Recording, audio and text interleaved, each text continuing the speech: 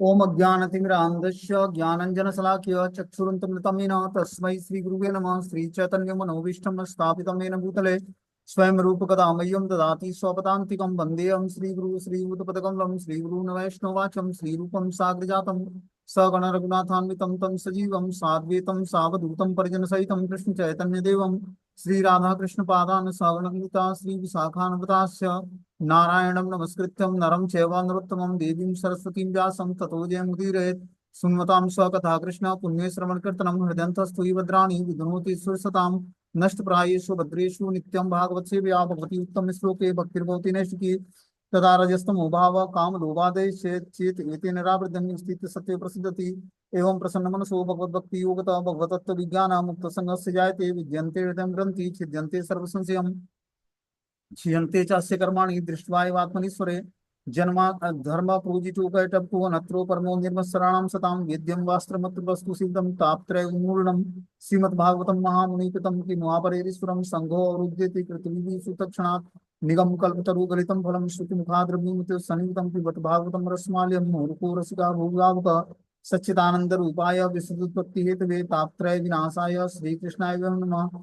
संसार सागरे मग्नं दीनं मा करुणानिधि कर्म ग्राह वृत्तांगम मामुद्द भवाड्वात् श्रीमद्भागवतम आख्यानं प्रत्यक्षं कृष्णैर्हि स्वीकृतो अस्मयानाथं मुक्तार्थं भवसागरे मनोरथो मदीयं सफलं सर्वथा निर्विघ्नेन कर्तव्यं दासोऽहं तं केशवम् सुखरूपं प्रबोधज्ञं सर्वशास्त्रं विशारदम् एतत् कथा प्रकाशेन मज्ञानाविनाशय भवे भवे यथा भक्ति पादेस्तव जायते तथा कृष्य देशस्य नाथस्तु नयतं प्रभु आराध्यो भगवान् ब्रजेशतन्यो तद्धाम वृंदावनम रम्या काचिदुपासना प्रतिपदु वर्गेणया कल्पिता श्रीमद्भागवतं प्रमाण अम्लों प्रेमोपमार्थो महान श्री चैतन्य महाप्रभु मतमिदं तत्रादरुणापर।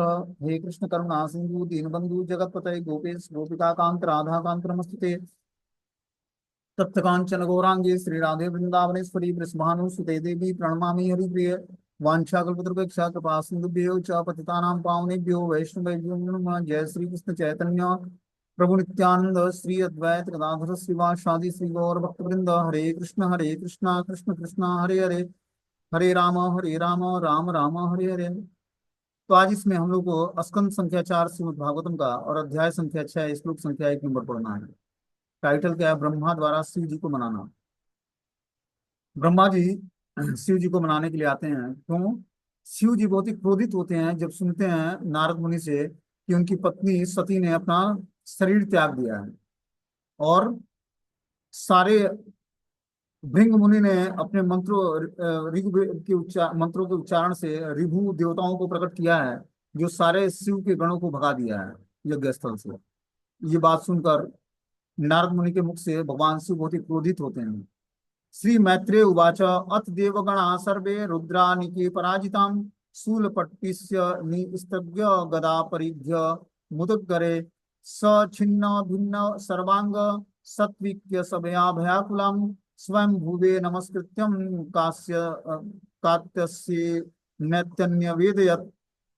जब समस्त पुरोहित तथा यज्ञ सभा के सभी सदस्य और देवतागण शिव जी के सैनिकों द्वारा पराजित कर दिए गए, तब त्रिशूल और तलवार जैसे हथियारों से घायल कर दिए गए, तब वे डरते हुए ब्रह्मा जी के पास पहुंचे। उनको नमस्कार करने के पश्चात जो हुआ था उनको विस्तार से उसके विषय में बोलना प्रारंभ कर किया। इस तरह से मैत्रेय ऋषि बता रहे हैं कि जब समस्त पुरोहित और यज्ञ सभा में सभी सदस्य देवतागण शिव जी के सैनिकों द्वारा पराजित कर दिए गए, तो उस सभा में जितने भी देवता थे और जितने भी यज्ञ स्थल में उपस्थित पुरोहित और सदस्य थे, शिव जी के सैनिकों ने सबको पराजित कर लिया, त्रिशूल तलवार और हथियारों से घायल कर दिया। तब वे सारे डर के मारे ब्रह्मा जी के पास पहुंचते हैं। उनको नमस्कार करने के पश्चात जो हुआ उसका विस्तार से मैं वर्णन करना प्रारंभ करूंगा। तो इस तरह से मैत्रेय ऋषि अब आगे विस्तार से इसका वर्णन करते हैं कि इसके पश्चात क्या हुआ। जब सारे देवी देवताओं को और सारे यज्ञ पुरोहितों को त्रिशूल और तलवार और हथियारों से घायल कर दिया भगवान शिव के गणों ने, तब क्या हुआ, ब्रह्मा तथा विष्णु दोनों ही पहले से जाने गए थे कि यज्ञ स्थल में, दक्ष के यज्ञ स्थल में ऐसी घटना होगी। अतः पहले से पूर्वानुमान हो जाने से वे उस यज्ञ में नहीं गए। बोलते हैं कि जो है ब्रह्मा तथा विष्णु दोनों पहले से जान गए थे कि दक्ष के यज्ञ स्थल में ऐसी घटना होनी है, क्योंकि जब सती का शरीर त्यागेगी तो भगवान शिव जरूर ही क्रोधित होंगे। ये अनुमान उनको पहले ही हो गया था, ब्रह्मा और विष्णु को। इसलिए वे पहले पहले पूर्वानुमान हो जाने के कारण वे उस यज्ञ स्थल में गए नहीं। बोलते हैं भगवत गीता के 7वें अध्याय के 26वें श्लोक में कहा गया है कि वेदा हम संतीतानि वर्तमाने चार्जुन। भगवान कहते हैं कि जो कुछ भूतकाल में घटित हो चुका है और भविष्य में जो कुछ होने वाला है, मैं वह सब जानता हूँ। भगवान विष्णु सर्वज्ञ हैं, अतः वे जानते थे कि दक्ष की यज्ञशाला में क्या होगा। इसी कारण से न तो नारायण न ही ब्रह्मा जी दक्ष के महान यज्ञ में सम्मिलित हुए, क्योंकि इन दोनों को पता था कि जब सती अपना शरीर त्यागेगी तो निश्चित रूप से भगवान शिव क्रोधित होंगे और क्या करेंगे, विनाश लीला करेंगे। तदा कन्यम विभूप्राह तेजीयसी कृतागसी क्षेमाय तत्र सा भूयानम प्रायण विभूषताम। तब ब्रह्मा ने देवताओं तथा यज्ञ में सम्मिलित होने वाले सदस्यों से सब कुछ सुन लिया और उन्होंने उत्तर दिया कि यदि तुम किसी महापुरुष की निंदा करके उसके चरण कमलों की अवमानना करते हो तो यज्ञ करके तुम भी कभी सुखी नहीं रह सकते हो। तुम्हें इस तरह से सुख की प्राप्ति नहीं हो सकती है। जब ब्रह्मा ने देवताओं तथा यज्ञ में सम्मिलित होने वाले सदस्यों से सब कुछ सुन लिया तो उन्होंने उत्तर दिया, ब्रह्मा जी ने क्या उत्तर दिया कि यदि तुम किसी महापुरुष की निंदा करोगे, उसके चरण कमलों की अवमानना करोगे, चरण कमलों पर अपराध करोगे, तो यज्ञ करके भी तुम सुखी नहीं रहोगे। इसलिए यज्ञ जो करता है, खासकर संकीर्तन यज्ञ, उसको महापुरुषों के प्रति अपराध नहीं करना है, नहीं तो वो यज्ञ करते हुए भी सुखी नहीं रहेगा। तुम्हें इस तरह से सुख की प्राप्ति नहीं हो सकेगी। ब्रह्मा ने देवताओं से बताया कि यद्यप दक्ष सकाम यज्ञ कर्मों के फल भोगना चाहता है, किंतु जब कोई शिव जैसे महापुरुष का अपमान करता है तो वो उसे भोग नहीं सकता। यह तो दक्ष के लिए अच्छा हुआ कि वह युद्ध में मारा गया, क्योंकि यदि वह जीवित रहता तो बारंबार महापुरुषों के चरण कमलों को अपमानित करता। मनु के नियम के अनुसार यदि कोई व्यक्ति हत्या करता है तो दंड उसके हित में होता है, क्योंकि यदि ऐसा न होता तो बारंबार हत्याएं करके भविष्य में अपने अनेक जन्मों तक बंधन में पड़ा रहता है। फलस्वरूप हत्यारे को राजदंड उचित होता है। जो अत्यंत पापी है यदि वे भगवान की कृपा से मार डाले जाते हैं तो यह उनके लिए अच्छा है। मैं बता रहे हैं कि जो है, जो व्यक्ति बार बार महापुरुषों के चरण कमलों को अपमानित करता है, ऐसे व्यक्ति को निश्चित रूप से व्यक्ति की हत्या हो जाए तो उसके लिए उचित दंड है। बोल रहे हैं कि यदि कोई व्यक्ति हत्यारा है और भविष्य में अपने अनेक जन्मों को बंधन में डाल देगा, वो कि बार बार वो किसी की हत्या करता हो तो अपने अनेक जन्मों को बंधन में डाल देगा। फलस्वरूप हत्यारे को राजदंड उचित मिलता है। जो राजा के द्वारा दंड मिलता है उसको मृत्यु दंड, वो बहुत ही उचित मिलता है, क्योंकि वो जब तक जिएगा तब तक लोगों की हत्या करता रहेगा। जो अत्यधिक पापी है वे भगवान की कृपा से मार डाले जाते हैं, तो यह उनकी उनके लिए अच्छा है। दूसरे शब्दों में ब्रह्मा जी ने देवताओं को बताया कि दक्ष का मारा जाना बहुत ही अच्छा कार्य है। तुम लोगों ने शिव को प्राप्त यज्ञ भाग ग्रहण करने से वंचित किया है, अतः तुम सभी उनके चरण कमलों के प्रति अपराधी हो। अब जो है, बता रहे हैं कि ब्रह्मा जी कि शिव को प्राप्त यज्ञ भाग ग्रहण कर न करने के कारण तुम लोगों ने वंचित किया है, अतः तुम सभी लोग जो है भगवान शिव के चरण कमलों के प्रति अपराधी हो। क्योंकि यज्ञ में पहला भाग ही भगवान शिव को अर्पित होना चाहिए और वो हुआ नहीं। इस कारण से बता रहे हैं कि इसलिए तुम लोग भगवान के चरण कमलों के प्रति अपराधी हो। फिर भी यदि तुम बिना किसी हिचक के उनके पास जाओ और उनको आत्मसमर्पण करके उनके चरण कमलों में गिरो तो अत्यंत प्रसन्न हो जाएंगे। इस तरह से ब्रह्मा जी उन लोगों को बताते हैं कि अगर जो आप लोगों ने पहले तो भगवान शिव को उनके यज्ञ भाग से वंचित किया है, इसलिए आपने उनके चरण कमलों के प्रति अपराध किया है। फिर भी यदि तुम बिना हिचक के उनके पास जाओ तो और उन्हें आत्मसमर्पण करके उनके चरण कमलों में गिरो तो वो अत्यंत प्रसन्न हो जाएंगे। बोलते हैं शिव जी को आशुतोष भी कहा गया है। आशु का अर्थ है बड़ी जल्दी और तोष का अर्थ है प्रसन्न होना। देवताओं को सलाह दी गई कि वे शिव के पास जाकर क्षमा मांगे, और चूंकि शिव शीघ्र ही प्रसन्न हो जाते हैं अतः उनका काम अवश्य बन जाएगा। ब्रह्मा जी शिव के मन की बात अच्छी तरह जानते थे और उन्हें विश्वास था कि उनके चरण कमलों में अपराधी देवता वहां जाकर बिना हिचक के आत्मसमर्पण करने पर अपने पापों से मुक्त हो जाएंगे। इसलिए ब्रह्मा जी ने आदेश दिया कि क्या करो, भगवान शिव के चरण कमलों में जाकर प्रार्थनाएं करो, उनसे क्षमा याचना करो। इस प्रकार वो आशुतोष हैं, वो जल्दी तुम्हें क्षमा कर देंगे, क्योंकि तुम लोगों ने यज्ञ में उनका भाग नहीं दिया है। ब्रह्मा ने उन्हें यह भी बताया कि शिव जी इतने शक्तिशाली हैं कि उनके कोप से समस्त लोग और उनके प्रमुख लोकपाल तुरंत ही विनष्ट हो सकते हैं। उन्होंने यह भी कहा कि विशेषकर हाल ही में अपनी प्रियतमा के निधन के कारण वे बहुत दुखी हैं। दक्ष के कटु वचनों से अत्यधिक मर्माहत हैं। ऐसी स्थिति में ब्रह्मा ने उन्हें सुझाया कि उनके लिए कल्याणप्रद यह होगा कि वे तुरंत उनके पास जाकर उनसे क्षमा मांगे। इस तरह से देवताओं को ब्रह्मा जी आदेश देते हैं कि आप लोग जाकर उनसे भगवान शिव से क्या करो, अपने कल्याण के लिए उनसे क्षमा याचना करो, उनके चरण कमलों में गिरकर।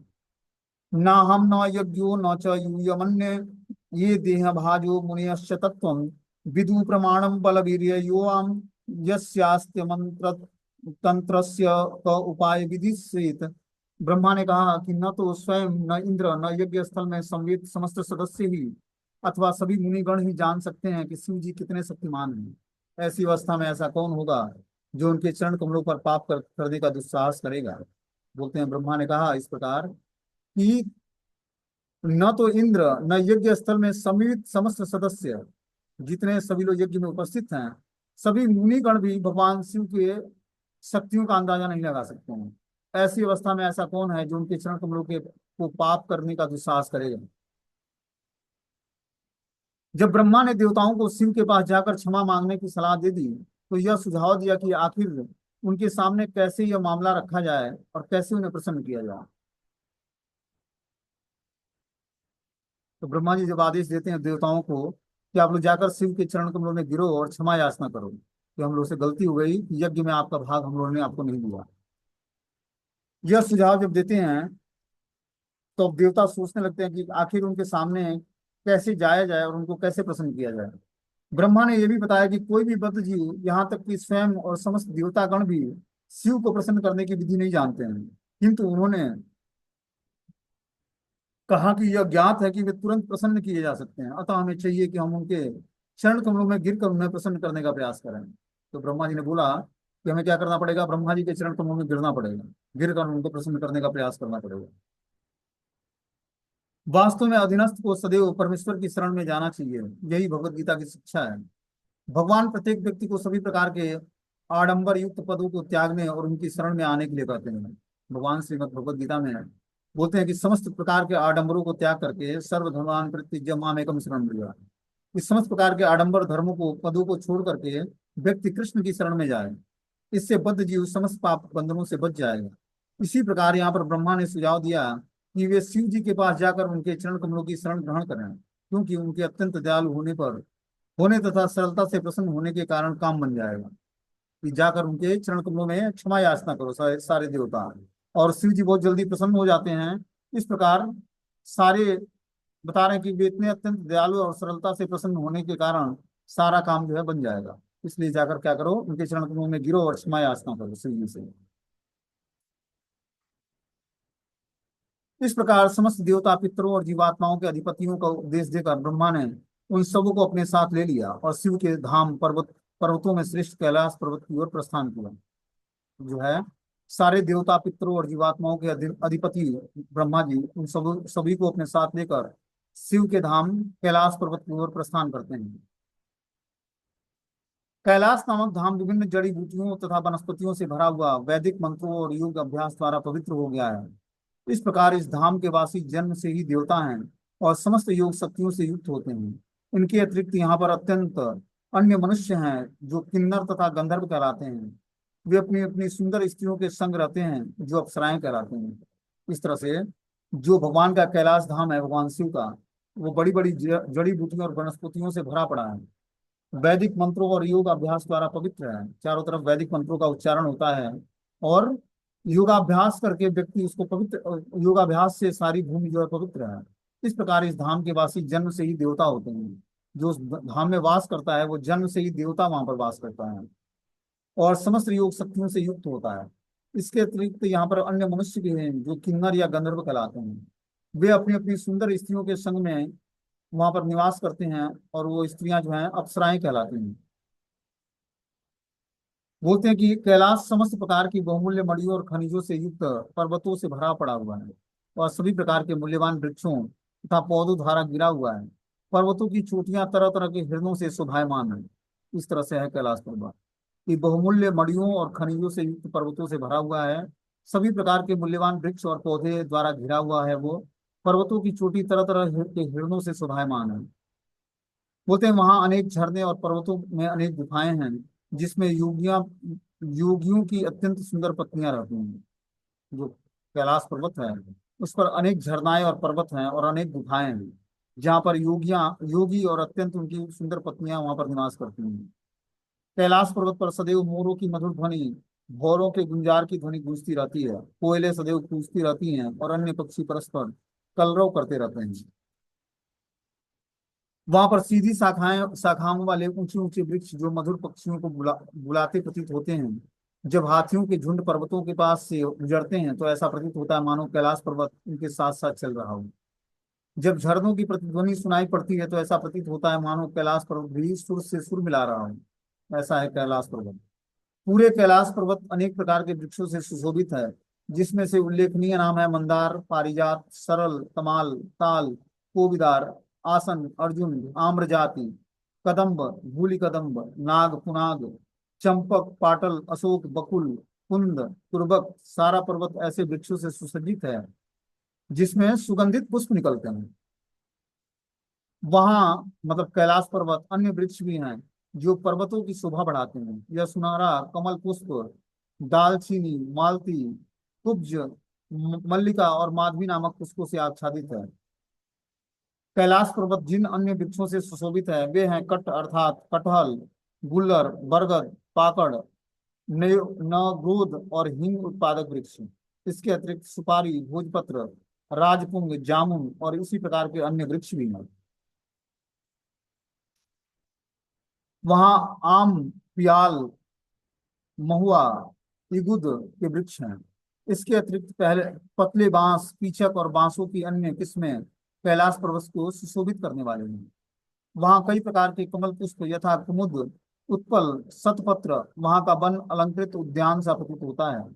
और छोटी छोटी झीलें विभिन्न प्रकार की पक्षियों से भरी पड़ी हैं जो अत्यंत मीठे स्वर से चहकती हैं। साथ ही कई प्रकार के अन्य पशु भी पाए जाते हैं।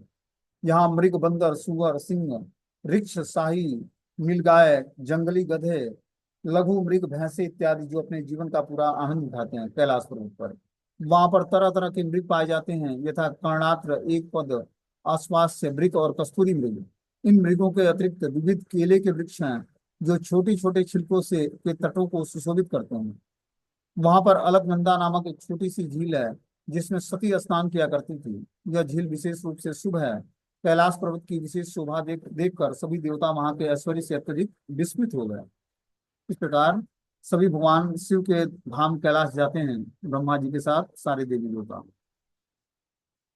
और वहां की जो ये शोभा का वर्णन है इसको देखकर सारे देवता जो है चकित हो जाते हैं।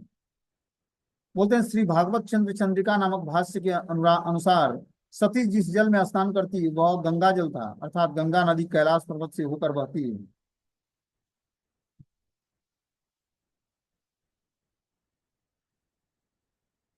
ऐसा कथन स्वीकार्य हो सकता है क्योंकि गंगा जल शिव की जटाओं से होकर बहती है। क्योंकि गंगा जल शिव के सिर पर ठहर कर तब ब्रह्मांड के अन्य भागों में बहती है, अतः बहुत कुछ संभव है। जिस जल से सती स्नान करती थी जो अत्यधिक सुवासित था वह गंगा जल ही था। इस प्रकार देवताओं ने सौगंधिक नामक वन में अलका नामक विचित्र सुंदर भाग को देखा। यह वन कमल पुष्पों से अधिकाधिक सुशोभित होने के कारण सौगंधिक कहलाया। सौगंधिक का अर्थ है सुगंधियों से पूर्ण था। मतलब देवताओं ने देखा कि अलका नगरी जो है, अलका नामक विचित्र सुंदर भाग एक देखा जहां पर कमल पुष्पों से अधिकता के कारण सौगंध फैला हुआ था। मतलब कमल पुष्प इतने थे कि वहां पर कमल पुष्पों की सुगंधी फैली हुई थी। बोलते हैं कभी कभी अलका को अलकापुरी कहते हैं जो कुबेर के धाम का भी नाम है, किंतु कैलाश से कुबेर का धाम नहीं देखा जा सकता। अतः यहाँ पर निर्दिष्ट अलका कुबेर की अलकापुरी से पृथक है। तो ये जो अलकापुरी जो कैलाश पर्वत पर था एक कुबेर के भी अलकापुरी है। लेकिन ये जो अलकापुरी था ये अलग अलकापुरी थी। बोल रहे हैं कि अलका का अर्थ है असामान्य रूप से सुंदर। देवताओं ने जिस अलका भूभाग को देखा वहां सौगंधिक नामक कमल पुष्प पाए जाते हैं जो अपनी विशिष्ट सुगंधि बिखेरते रहते हैं। नंदा चालक नंदा च सरितो बाह्यत्यपुरम तीर्थ पादम पदाम्भोजम रज सातीव पावने। उन्होंने नंदा तथा अलकनंदा नामक दो नदियां भी देखी। ये दोनों नदियां भगवान गोविंद के चरण कमलों की रस से पवित्र हो चुकी थी। हे छत्र, हे विदुर, स्वर्ग की सुंदरियां अपने अपने पतियों सहित विमानों से इन नदियों में उतरती हैं, काम करना के पश्चात जल में प्रवेश करती हैं और अपने पतियों के ऊपर पानी उलिस कर आनंद उठाती हैं। बता रहे हैं यहाँ पर कि हे विदुर, स्वर्ग की सुंदरियां भी अपने पतियों के सहित विमानों से इन नदियों में आती हैं जो कैलाश पर्वत पर है। उसमें काम करना के पश्चात जल में प्रवेश करती हैं और अपने अपने पतियों के ऊपर पानी क्या करती हैं, फेंकती हैं और आनंद लेती हैं। बोलते हैं ऐसा ज्ञात होता है कि स्वर्गलोक की ललनाएं भी विषय सुख के विचारों में दूषित रहती हैं, फलतः वे विमानों में चढ़कर नंदा तथा अलकनंदा नदियों में स्नान करने आती हैं। यह महत्वपूर्ण बात है कि इन दोनों नदियों का जल भगवान के चरण कमलों की रस से पावन होता रहता है। दूसरे शब्दों में, जिस प्रकार भगवान नारायण के चरणों चरणों के अंगूठे से निकलने के कारण गंगा पवित्र है, उसी प्रकार से चाहे जल हो या अन्य कोई भी वस्तु, जब वो भगवान की भक्ति से के संपर्क में आता है तो वो पवित्र और दिव्य हो जाता है। कि जैसे गंगा भगवान के चरण कमलों से निकलकर अलकनंदा नदी क्या करती है, धरती को पावन करती है, गंगा नदी। उसी प्रकार भगवान नारायण के चरण कमलों के अंगूठी से निकलने वाली गंगा पूरे ब्रह्मांड को पवित्र करती है। जब वो भगवान की भक्ति के संपर्क में आती है कोई वस्तु, तो वो पवित्र और दिव्य हो जाती है। भक्ति की विधि विधान इस सिद्धांत पर टिके हैं। जो वस्तु भगवान के चरण कमलों के संपर्क में आती है वो भौतिक कल्मश से तुरंत मुक्त हो जाती है। जो भी चीजें भगवान के चरण कमलों के संपर्क में आती है वो तुरंत ही भौतिक कल्मश से मुक्त हो जाती है। स्वर्ग लोक की सुंदरियां विषयी जीवन के दूषित विचार लेकर पवित्र नदियों में स्नान के लिए आती हैं और अपने पतियों पर पानी उछाल उछाल कर आनंदित होती हैं। इस संबंध में दो शब्द अत्यंत महत्वपूर्ण है। पहला है रतिकर्षिता, का अर्थ है रति सुख के पश्चात सुंदरियां कलांत हो जाती हैं। यदि वे शारीरिक आवश्यकता में काम सुख को स्वीकार करती हैं, किंतु बाद में वे प्रसन्न नहीं होती। अन्य महत्वपूर्ण बात यह है कि भगवान गोविंद को तीर्थ पाद कहा गया है। तीर्थ का अर्थ है पवित्र स्थान और पाद का अर्थ है भगवान के चरण कमल। लोग पवित्र स्थानों में अपने पाप बंधनों से छूटने के लिए जाते हैं। कहने का तात्पर्य है कि जो लोग भगवान कृष्ण के चरण कमलों में अनुरक्त हैं, वे स्वतः ही पवित्र हो जाते हैं। भगवान के चरण कमलों को तीर्थ पाद कहा गया है क्योंकि उनके संरक्षण में सैकड़ों हजारों साधु पुरुष तीर्थ स्थानों को पवित्र कर देते हैं। इस तरह से बता रहे हैं कि जो भगवान के चरण कमल हैं वो क्या है, सबको पवित्र करने वाला है, सबको मंगल प्रदान करने वाला है। क्योंकि भगवान के चरण कमलों को तीर्थपाद कहा जाता है, तो सारे तीर्थों का निवास स्थान है भगवान के चरण कमल। और बताया कि उनके संरक्षण में सैकड़ों हजारों साधु पुरुष तीर्थ स्थानों को पवित्र कर देते हैं। कि भगवान के सानिध्य में रहकर अनेकों साधु पुरुष क्या करते हैं, तीर्थ स्थानों में रहते हैं और तीर्थ स्थान को पवित्र करते हैं। गौड़ी संप्रदाय के महान आचार्य श्री नरोत्तम दास ठाकुर का उपदेश है कि हमें विभिन्न तीर्थ स्थानों में जाने की आवश्यकता नहीं है। निसंदेह एक स्थान से दूसरे स्थान तक की यात्रा कष्टदायक होती है, किंतु जो बुद्धिमान है वह गोविंद के चरण कमलों की शरण में जा सकता है, जिससे वह अपनी तीर्थ यात्रा के परिणाम स्वरूप स्वतः ही शुद्ध हो जाता है। जो कोई भी गोविंद के चरण कमलों की सेवा में अटल है वह तीर्थपाद है, उसे तीर्थ स्थलों में भ्रमण करने की आवश्यकता नहीं रहती, क्योंकि भगवान के चरण कमलों की सेवा में लिप्त रहकर वह अपनी ऐसी यात्रा से समस्त लाभ उठा सकता है। ऐसा शुद्ध भक्त जो भगवान के चरण कमलों में अटूट श्रद्धा रखता है, विश्व के किसी भी भाग में जहां रहने का वह निर्णय लेता है, तीर्थ स्थान बन जाता है। बता रहे हैं जो भगवान श्री कृष्ण के चरण कमल हैं वो समस्त तीर्थों का वास भगवान के चरणों में है। जो व्यक्ति भक्ति करके उस भगवान के गोविंद के चरण कमलों की सेवा में अटल हो जाता है, वो भी धीरे धीरे जो है तीर्थपाद कहलाता है। ठीक है ना, क्योंकि उसके चरण कमलों में सारे तीर्थ निवास करते हैं। तीर्थ स्थानों में भ्रमण करने की उसको आवश्यकता नहीं रह जाती, क्योंकि भगवान के चरण कमलों की सेवा में लिप्त रहकर वह ऐसी यात्रा से समस्त लाभ उठा सकता है। एक बार वो भगवान के चरण कमलों का आश्रय ले ले तो उससे समस्त लाभ उसको मिल जाएंगे। बता रहे हैं कि ऐसा शुद्ध भक्त जो भगवान के चरण कमलों में अटूट श्रद्धा रखता है, विश्व के किसी भी भाग में रहने का निर्णय ले सकता है और उस स्थान को तीर्थ स्थान में परिवर्तित कर सकता है। जहाँ भगवान के भक्त लोग निवास करते हैं वो ऑलरेडी जो है तीर्थ स्थान बन जाता है, क्योंकि उनके हृदय में भगवान कृष्ण निवास करते हैं। ठीक है ना, और कृष्ण के निवास करने मात्र से क्या होता है, वो स्थान बहुत जल्दी शुद्ध हो जाता है। और इस तरह से वहां पर जब भगवान का चिंतन होने लगेगा, कीर्तन होने लगेगा और भगवान का प्रसाद वितरण होने लगेगा, तो कोई भी स्थान जो है पवित्र हो जाएगा। बोलते हैं दूसरे शब्दों में, ऐसा शुद्ध भक्त जो सत प्रसत भगवान की सेवा में तन्मय रहता है, विश्व के किसी भी भाग में रह सकता है और वह स्थान शीघ्र ही पवित्र स्थल में बन जाएगा, जहाँ वो भगवान की इच्छा अनुसार अपनी सेवा कर सकता है। इस प्रकार बता रहे हैं कि जो है जो व्यक्ति विश्व के किसी भाग में रहकर जिसका मन जो है भगवान की सेवा में तन्मय हो चुका है शत प्रतिशत, वो किसी भी स्थान में रहकर उस स्थान को पवित्र कर सकता है, क्योंकि उसके हृदय में जो है राधा कृष्ण का नित्य निवास होता है। आगे इसमें बता रहे हैं कि स्वर्गलोक की सुंदरियां जहाँ जल में स्नान करने के पश्चात उनके शरीर के कुमकुम के कारण वह जल पीला और सुगंधित हो जाता है। अतः वहां पर स्नान करने के लिए हाथी अपनी अपनी पत्नी हथिनियों के साथ आते हैं, और प्यासे न होने पर भी वे जल को पीते हैं। इस तरह से बता रहे हैं कि स्वर्गलोक की सुंदरियां जो है जल में स्नान करने के बाद उनके शरीर के कुमकुम के कारण वो जल पीला और सुगंधित हो गया, जिस जल में स्नान किया उन्होंने। वहां पर स्नान करने के लिए हाथी अपनी अपनी पत्नी हथिनियों के साथ आते और प्यासे न होने पर भी वे जल को पीते थे। स्वर्ग के निवासियों के विमानों में मोती सोना और अनेक बहुमूल्य रत्न जड़े रहते हैं। स्वर्ग के निवासियों की तुलना उन बादलों से की गई है जो आकाश में रहकर बिजली की चमकों में सुशोभित होते हैं। मतलब स्वर्ग के निवासी इतने सुंदर होते हैं कि जिस तरह आकाश में बिजली की चमक सुशोभित होती है, इतने वो सुंदर होते हैं। बोलते हैं मोती सोना और अनेक बहुमूल्य रत्न जड़े होते हैं स्वर्ग की इंद्रियों के स्वर्ग स्वर्ग की स्त्रियों के शरीर पर। स्वर्ग के निवासियों की तुलना उस बादलों से की गई है जो आकाश में रहकर बिजली की चमक को सुशोभित करता है।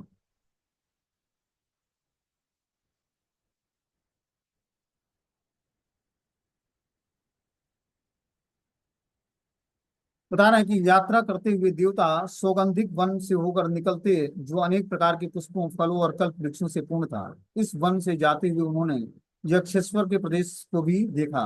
यक्षेश्वर कौन है? कुबेर है। तो इस तरह से जब वो जा रहे थे तो देवता सौगंधिक वन से होकर निकले तो अनेक प्रकार के पुष्पों और फलों और कल्प वृक्षों से पूर्ण था। ऐसे जब वो यात्रा कर रहे थे देवता, तो उस एरिया से निकले जहां पर अनेक प्रकार के पुष्प फल और कल्प वृक्ष से पूर्ण वन था। इस वन से जाते हुए उन्होंने यज्ञेश्वर के प्रदेश को देखा।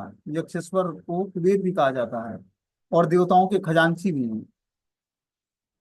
वैदिक साहित्य में उनका जो वर्णन हुआ है उसमें यह बताया गया कि वे अत्यंत धनी हैं। इस श्लोक से लगता है कि कैलाश कुबेर के निवास स्थान के निकट ही है। यहाँ इसका भी उल्लेख है कि वन कल्प वृक्षों से पूर्ण है। ब्रह्म संहिता से हमें कल्प वृक्ष के विषय में जानकारी मिलती है, जो वैकुंठ लोक में एक विशेष रूप से कृष्ण लोक में पाया जाता है। यहाँ पर हमें यह पता चलता है कि ऐसे कल्प वृक्ष श्री कृष्ण की कृपा से शिव के आवास कैलाश में भी पाए जाते हैं। ऐसा लगता है कि कैलाश का विशिष्ट महत्व है। यह प्राय कृष्ण के धाम सदृश है। तो कैलाश जो पर्वत है, भगवान शिव का रूप जो है, वो कृष्ण के धाम के तुल्य है। मतलब उन्हीं के समान सुशोभनीय है, पवित्र है और सुंदर है। बोलते हैं उस नैसर्गिक वन में अनेक पक्षी थे जिनकी गर्दन लाल रंग की थी और उनका कलरव भौरों की गुंजार के समान मिल रहा था। वहां के सरोवर शब्द करते हंसों के समूहों तथा लंबे नाल वाले कमल पुष्पों से सुशोभित थे। क्या बोलते हैं कि वहां के सरोवर जो थे कैलाश पर्वत के, वो हंसों के समूहों और लंबे लंबे कमल पुष्पों से सुशोभित थे सारे। सरोवरों के कारण वन की शोभा में चार चांद लग रहा था। यहाँ यह बताया गया कि सरोवर कमल पुष्प तथा हंसों से सुशोभित था। ये हंस क्रीड़ा कर रहे थे और पक्षियों तथा गुंजरित भौरे के साथ गा रहे थे।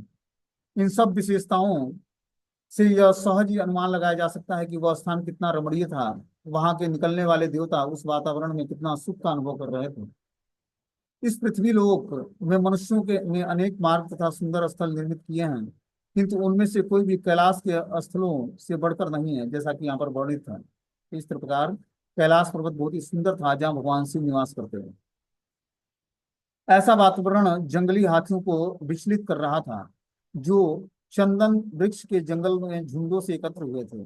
बहती हुई वायु अप्सराओं के मनों को अधिकाधिक इंद्रिय भोग के लिए विचलित कर रही थी। ऐसा वातावरण था कि जंगली हाथी भी उस वातावरण में विचलित हो रहे थे, जो चंदन वृक्ष के जंगल में झुंडों में एकत्र हुए थे। उस वहां पर कैलाश पर्वत पर चंदन के वृक्ष के जंगल हैं, उसमें सारे हाथी जो है झुंडों के साथ एकत्रित हुए थे और बहती हुई वायु अप्सराओं के मनों को अधिकाधिक इंद्रिय भोग के लिए विचलित कर रही थी। उस सभा में अप्सराएं भी थी जो गृहस्थों की पत्नियां थी, जो गंधर्व थे या किन्नर थे, जो गायक थे, उनकी पत्नियां थी वो। बोलते हैं जब भी इस भौतिक जगत में सुंदर वातावरण मिलता है तो विषयी जनों के मन में तुरंत काम वासना जागृत हो जाती है। जो विषय वासनाओं में लिप्त हैं, जब वो भौतिक जगत में सुंदर वातावरण जब दिखते हैं तो इनके मन जो है काम वासनाओं में लिप्त हो जाते हैं। बहती हुई वायु अप्सराओं के मनों को अधिकाधिक इंद्रिय भोग के लिए विचलित किया करता था। इस तरह से इतना सुंदर वातावरण था कि जो हवा बहती इस नदी को टच करके, यमुना को, बता रहे हैं कि उनके मनों को अधिकाधिक इंद्रिय भोग के लिए विचलित कर रही थी। जब भी इस भौतिक जगत में सुंदर सुंदर वातावरण मिलता है तो विषयी जनों के मन में तुरंत ही काम वासना जागृत हो जाती है। यह प्रवृत्ति भौतिक ब्रह्मांड में न केवल इस लोक में वरना उच्च लोकों में भी पाई जाती है। इस जगत में ऐसे वातावरण का मस्तिष्क पर जो प्रभाव पड़ता है उससे सर्वथा विपरीत वैकुंठ लोक में होता है। वहां की स्त्रियां इस लोक की स्त्रियों से सैकड़ों हजारों गुना अधिक सुंदर होती हैं और वहां पर आध्यात्मिक वातावरण भी उन्नत होता है। ऐसे मनमोहक वातावरण में होते हुए भी वैकुंठ लोक के वासियों का मन भगवान के यशोगान में इतना निमग्न होता है कि इस सुख के आगे वे काम सुख तुच्छ प्रतीत होता है, जो भौतिक जगत के समस्त आनंद की चरम अवस्था है। इस प्रकार सारे लोग कैलाश पर्वत पर जो है बता रहे हैं कि जो है वहाँ का जो सुख है वो बहुत ही पवित्र सुख है। मतलब वो सांसारिक सुख नहीं है जैसा काम वासनाओं में लिप्त होकर व्यक्ति इस भौतिक संसार में सुख भोगता है। बोलते हैं वैकुंठ लोक के वासी का मन भगवान के यशोगान में इतना निमग्न होता है। जो वैकुंठ लोक का वासी होता है वो 24 घंटे भगवान के, वैकुंठपति भगवान नारायण के ग्लोरिफिकेशन यशोगान में लगा होता है।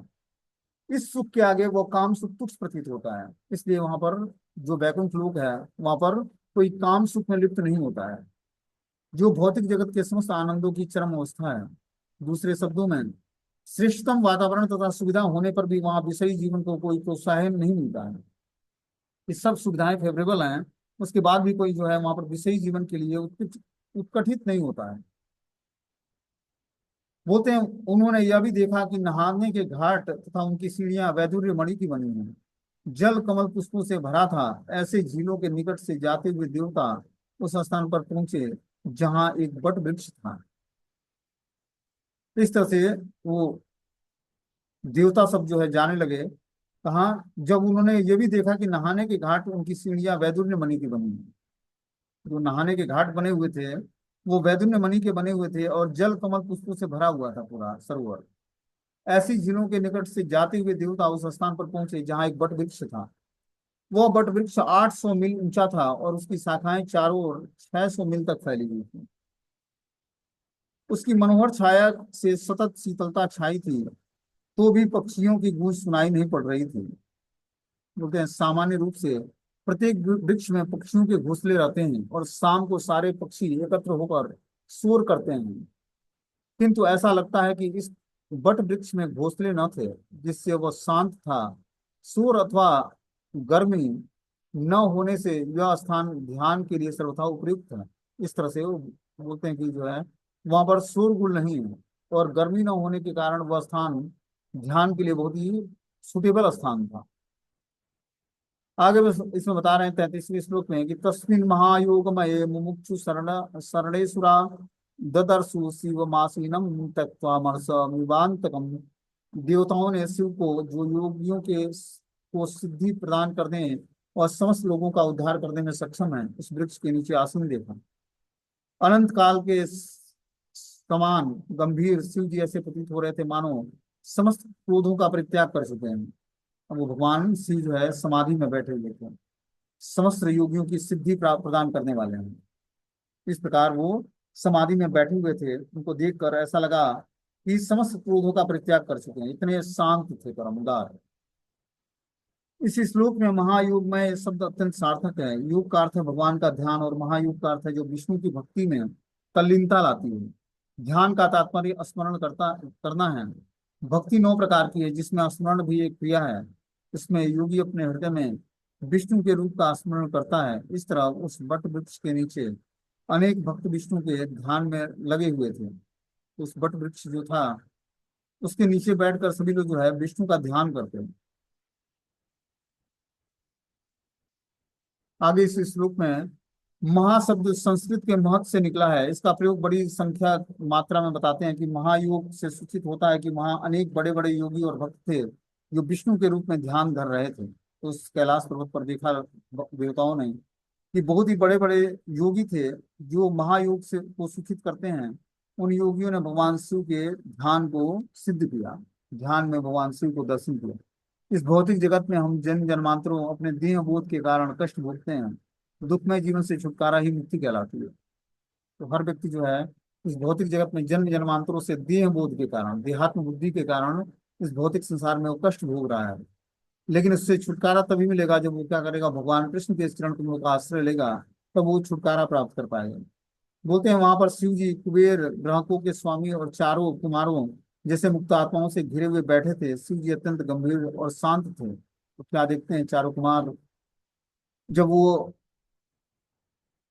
शिव जी कुबेर, गुहिकों के स्वामी और चारों कुमारों जैसे मुक्त आत्माओं से घिरे हुए बैठे थे, और शिव जी अत्यंत गंभीर और शांत थे। बोलते हैं शिव जी के साथ आसीन पुरुष महत्वपूर्ण है, क्योंकि चारों कुमार जन्म से ही मुक्त पुरुष थे। यहाँ पर स्मरणीय है कि इन चारों कुमारों के पिता ने उनके विवाह करने और नौ शरीर ब्रह्मांड में प्रजा बढ़ाने के लिए अनुरोध किया था, किंतु उन्होंने मना कर दिया था। उस समय ब्रह्मा जी अत्यंत क्रुद्ध हुए थे। इसी क्रुद्ध स्थिति में रुद्र भगवान शिव का जन्म हुआ। इस प्रकार वे परस्पर घनिष्ठ थे। कुबेर जो देवताओं के क्रोधाक्ष कोषाध्यक्ष हैं, अत्यधिक धनवान हैं।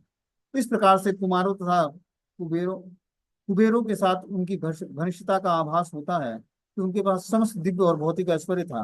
वस्तुतः वे परमेश्वर के गुणात्मक अवतार हैं, अतः उनका पद अत्यंत सम्माननीय है। तो शिव जी को भगवान कृष्ण का गुणात्मक अवतार माना जाता है। इस कारण से वो जो है उनका पद अत्यंत सम्माननीय है। ये चारों जो कुमार बालक थे,